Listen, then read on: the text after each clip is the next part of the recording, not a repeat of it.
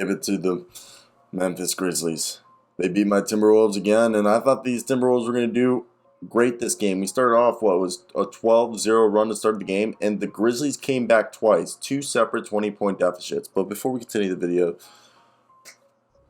Brandan Clark, I've talked about him multiple times on this channel, and I'm going to continue to talk about him. Because last year, people forgot about him because they played him out of position. They tried to make him a power forward slash small forward when he's really a power forward slash center. Small ball 5. And tonight, this man, he was perfect from the free throw line.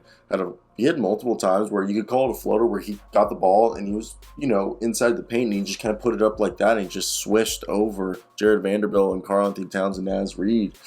And he ended the game with 20 points. He was fantastic.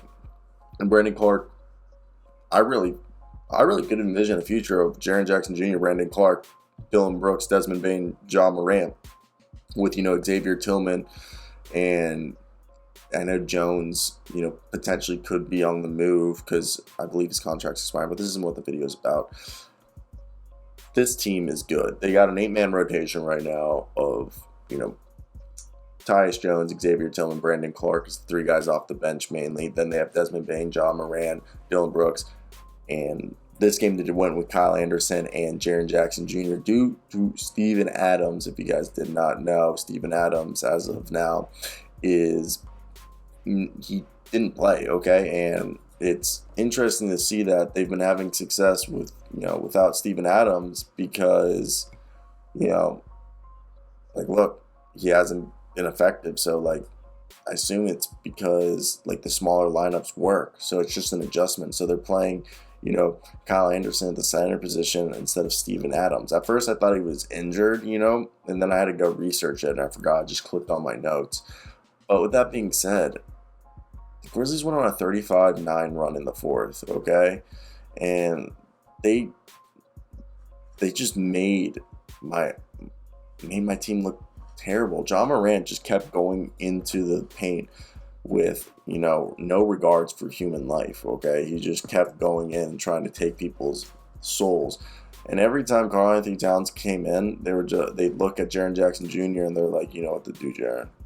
And Jaren would come in and make life miserable for Karl-Anthony Towns. And this is how you know the difference between the Grizzlies and the T-Wolves, is that the T-Wolves are where the Grizzlies were probably a few years ago. And the reason I say that is because the Grizzlies showed that they're somewhat of a veteran team now. That when the pressure gets tough, they aren't rattled, okay? They know how to respond, which we can all agree that's what makes you a veteran team, right? Once you start knowing how to respond when you're down. And yeah, that's where I want to hear your thoughts, okay? What do you guys think of this game? And another thing I thought was the tremendous play, by Karl-Anthony Towns still wasn't enough, and Anthony Edwards, but I really think it was just Memphis going on that 21-0 run to tie the game, okay? And the Timberwolves are on fire to start the third, 68-48, okay? And it was wild because Chris Finch was certainly ready for the Grizzlies lineup, having D'Angelo Russell hiding on Kyle Anderson from the opening tip and freeing up Jared Vanderbilt to check on Dillon Brooks. But the more surprising thing was Pat Bev was going for Ja Morant, and nearly every chance they could, it was working. But the Grizzlies survived due to the fact that Dillon Brooks, I really want to say it's Brandan Clark. Brandan Clark, Dillon Brooks, Ja Morant, but I really want to give a massive round of applause to our man Brandan Clark, who he's going to get paid for this performance, okay? And I think it was something people need to understand. So I want to hear your thoughts down below, okay, about this game. Let me hear your thoughts. Peace out.